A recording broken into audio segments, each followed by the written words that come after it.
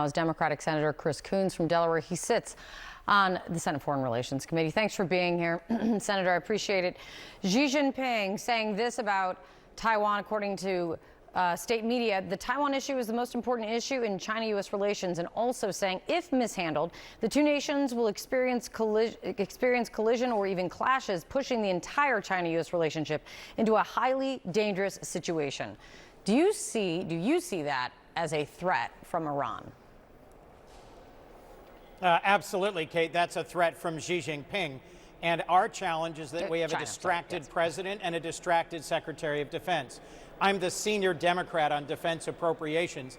And when we had Secretary Hegseth in front of our subcommittee this week, I really pressed him on what's the plan to end this war in Iran and to reopen the Strait of Hormuz. The Iranians have just made a next strategic step, which is allowing Chinese supertankers full of oil to cross the Strait of Hormuz. Meanwhile, 2,000 other ships critical for fertilizer, for fuel, for gas are still stuck because Iran has the ability to hit them at any time with cheap and lethal drones. So Xi, in some way, metaphorically, has us over a barrel. And Trump has gone into these negotiations in the weakest position of any modern president because he promised to lower our costs when he ran for president. Instead, the price of gas is going up, the price of groceries is going up, inflation is going up, and China has been increasingly aggressive in the last year, Kate, around the Strait of Taiwan, transiting all of Australia with a naval flotilla for the first time, crossing the midline on an almost daily basis, and threatening Taiwan with rehearsals of a military blockade or invasion. So this is a very tenuous moment, Kate, and I'm concerned that President Trump will make concessions. In exchange for a temporary benefit, like buying more soybeans, he will give up licensing our most advanced AI chips. The CEO of NVIDIA, the American company that makes the most advanced chips, joined this trip at the last minute. And I'm concerned that a chips for beans deal would actually be a strategic loss for the United States. Do you think that President Trump needs China in order to securely and finally and really have the Strait of Hormuz reopened? Look, their help would be important. But remember, Trump also ran on peace through strength, and that requires actual strength. He's sitting across the table from the dictator of a country that is actively helping Russia launch more drones at innocent civilians in Ukraine and actively helping Iran. Russia and China are helping Iran to rearm and to target American facilities and American allies. So starting by calling him our great and good friend may be diplomatic talk, but if he doesn't strike a hard deal here, I'm concerned that it will actually weaken us. Iran is already getting assistance from China, and it is in China's self-interest for Iran to not have a nuclear weapon and for the Strait of Hormuz to reopen. I do think President Trump has some leverage in our naval blockade, but the challenge is this is literally a game of chicken to see whether Americans who are suffering because of steadily rising prices want to lessen that blockade before Iran, which is an authoritarian regime, suffers domestic losses or domestic pressure because they're not getting more revenue out of the Strait of Hormuz. On the overall war, the Pentagon now says that the cost of the Iran war to the United States so far is closer to $29 billion instead of the previously stated cost of $25 billion. Do you believe that number? No, Kate, I think it's significantly more than that. I do think that there's been a lot of strikes that have caused real damage to our airplanes, our radar installations, our Fifth Fleet headquarters in the Middle East, and rebuilding all of that will cost a lot more. And I frankly think we've expended more than that, not just in munitions, but in the cost of keeping 15,000 soldiers, sailors, and Marines on station in a hazardous place.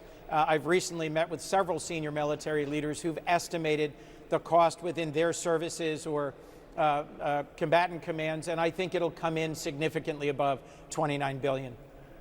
As in, what's your working estimate? Probably double that. But look, it's a mistake for me to guess.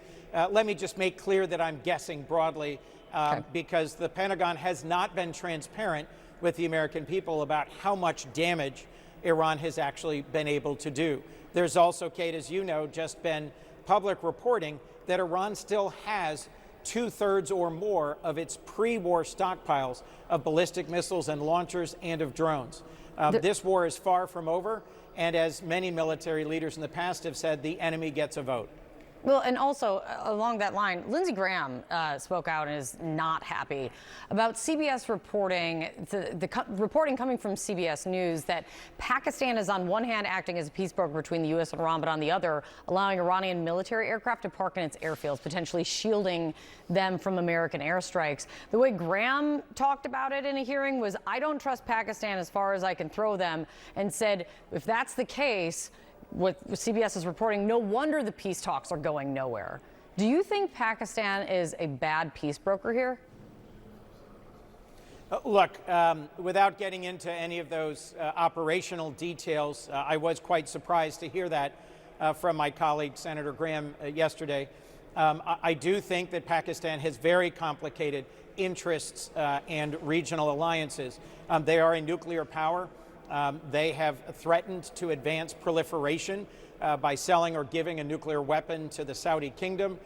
There's real divisions between the Emiratis, the Qataris, and the Saudis in terms of their views on whether to negotiate an end to this conflict or keep going in an attempt at overthrowing the Iranian regime, something that President Trump has said was a goal or something he believed he'd already accomplished. But let's look at where we are, Kate. More than 2 months ago, before this war began, the Strait of Hormuz was open, and we had lower gas costs and better regional stability and security.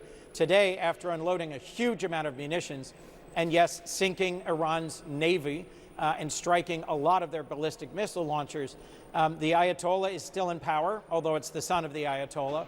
The repressive IRGC is still in control of Iran, and we are no closer to knowing how much enriched uranium they have and where it is, and to securing it. President Trump, in his first term, tore up the deal that President Obama got that gave us inspectors and visibility into Iran's nuclear enrichment program.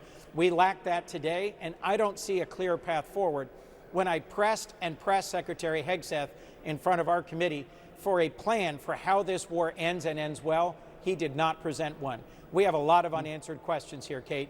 And frankly, as President Trump sits across the table from President Xi, I'm concerned he's distracted, more focused on building golden ballrooms and a victory arch here in Washington than achieving an actual victory either in his tariff war with China or his war of choice against Iran. Senator Chris Coons, thank you for coming in.